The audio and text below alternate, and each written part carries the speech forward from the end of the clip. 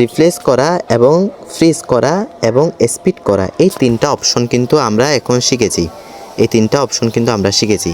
এখন আমরা শিখব এই যে রিভার্স করা, এই যে আমরা এই রিভার্স করা এই অপশনটা শিখব। এই রিভার্স অপশন মানে কি, উল্টো দিক থেকে চালানো। বন্ধুরা, তুমি তোমার মোবাইলটি উল্টো করে ধরো, তাহলে তুমি সম্পূর্ণ স্ক্রিন দেখতে পাবে। এবং আমি এই ফুল ভিডিওটা কিন্তু আমার ইউটিউব চ্যানেলে দিয়ে রেখেছি। ইউটিউব চ্যানেলের নাম হলো আব্দুস সুবহান অফিসিয়াল। এখন দেখেন এই ভিডিওটা কিন্তু সোজা যাচ্ছে, হ্যাঁ সোজা যাচ্ছে, দেখুন এই ভিডিওটা। এখন যদি আমি এই ভিডিওটা যদি উল্টো দিক থেকে চলে সেরকম করতে চাই, তাহলে কিভাবে করব?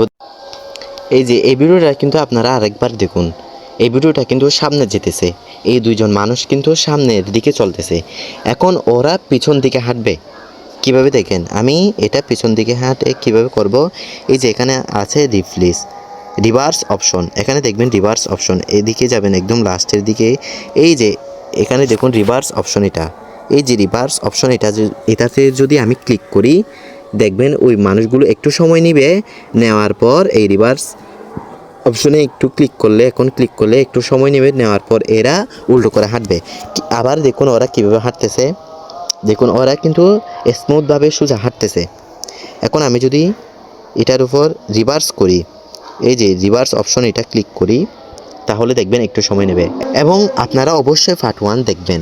পার্ট 1 যদি দেখেন কি হবে আপনারা সরাসরি বুঝতে পারবেন। এখানে স্টেপ বাই স্টেপ দেখানো হচ্ছে। আমি এখন আবার পার্ট 3ও শুরু করব।